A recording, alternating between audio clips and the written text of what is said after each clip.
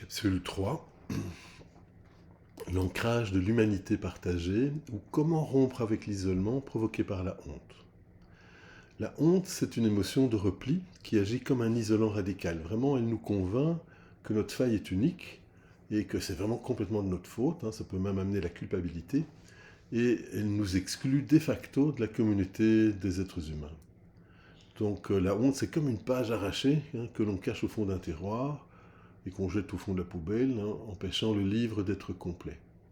Donc l'humanité partagée, c'est le remède philosophique et thérapeutique à ce cloisonnement, en s'appuyant sur l'idée que l'imperfection, ce n'est pas une exclusion, c'est une particularité, c'est une expérience qui nous permet aussi de grandir, d'évoluer et de nous dépasser. Mais c'est aussi le point de contact universel entre tous les êtres. Donc au niveau de l'esprit, l'idée c'est de briser le cercle de l'exception. Je ne suis pas tout seul. Je ne suis pas le premier à subir ou à vivre un sentiment de honte, qui est souvent d'ailleurs généré par l'image de ce que l'extérieur pourrait porter sur nous à cause de ce que nous avons fait ou nous n'avons pas fait. Donc la compréhension de soi, ça passe par la reconnaissance que nous appartenons à une histoire plus vaste que la nôtre. Et la honte, au contraire, crée une histoire effective à nouveau de rupture. Donc c'est, première chose, se rendre compte de l'illusion de l'unicité. La honte nous murmure « je suis le seul à ressentir cela, je dois me cacher ». Et l'humanité partagée, c'est l'inverse. C'est réaliser que la souffrance et l'erreur font partie de l'expérience humaine commune, que nous ne pouvons pas évoluer sans nous tromper, sans faire des erreurs, parce que ça va nous amener à nous dépasser, à accepter ce qui s'est produit, et à nous dépasser en essayant d'améliorer évidemment ce que nous pouvons faire, de façon à ne plus répéter les mêmes erreurs. Donc ce que nous ressentons, des millions d'autres le ressentent, en cet instant précis. Donc nous allons chercher à fusionner ces horizons, ces différentes perceptions.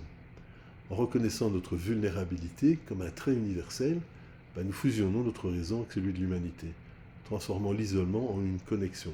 C'est humain. Errare humanum est, l'erreur est humaine. Sed perseverare diabolicum. Mais persévérer dans cette erreur serait effectivement diabolique. Donc c'est juste une prise de conscience et comment puis-je faire différemment. Le self-emotional balancing ou les réflexes aussi par rapport à la honte, physiologiquement, la honte elle est corrélée avec le réflexe de paralysie par la peur, le figement, les autobercements. On veut disparaître, se figer, s'effacer du regard de l'autre. On peut mettre en place des mécanismes d'évitement, blessure d'attachement évitante. On va éviter le conflit. Donc la honte peut bloquer la respiration et se mettre en protection, réflexe de protection, on va se courber. Donc on va à nouveau nous connecter avec notre ancrage de sécurité. Pensez à nouveau à votre espace de bien-être, de sécurité dans la nature. Sentez que la terre vous porte. Peu importe ce que vous pensez de vous-même, le sol ne juge pas. Et si vous êtes dans l'eau, la mer, l'océan ne juge pas. Posez une main sur le cœur et l'autre sur le ventre au niveau du nombril pour stimuler le système vagal. Ce geste n'est pas seulement pour vous, il est le geste de tous ceux qui cherchent le réconfort. Je pose une main sur ma poitrine pour ressentir l'ocytocine, la chaleur de ma main qui va générer du lien, et sur le ventre pour me protéger et activer d'ailleurs le point du vaisseau central de conception qui travaille notamment sur la culpabilité et le point ici ou sur la tête, la honte.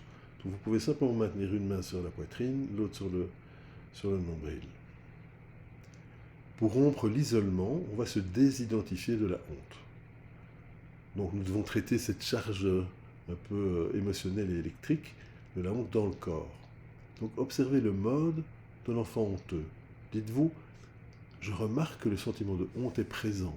Donc on va défusionner, selon la thérapie centrée sur l'acceptation et l'engagement, l'acte.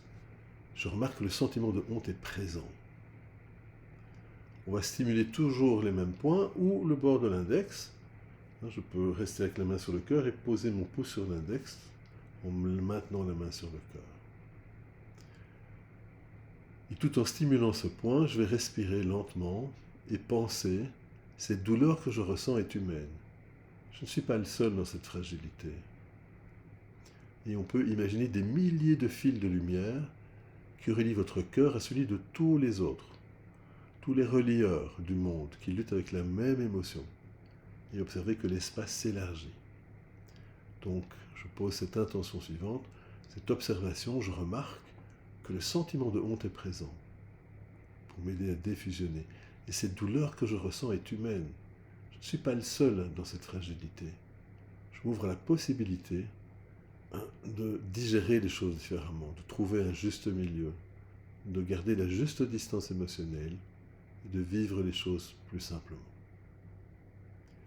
Dans un livre, ce ne sont pas les pages blanches et parfaites qui nous touchent le plus, ce sont celles qui portent les traces d'avoir été lues, ou d'avoir été écrites, aimées, et parfois même cornées ou écornées ou tachées. Et la honte, c'est comme une page qui a peur de la lumière, mais une fois reliée aux autres pages du monde, elle devient simplement la preuve de notre humanité et de notre volonté, notre intention de changer, d'évoluer. Ou sinon, vous ne seriez pas en train de regarder cette capsule et de faire cet exercice.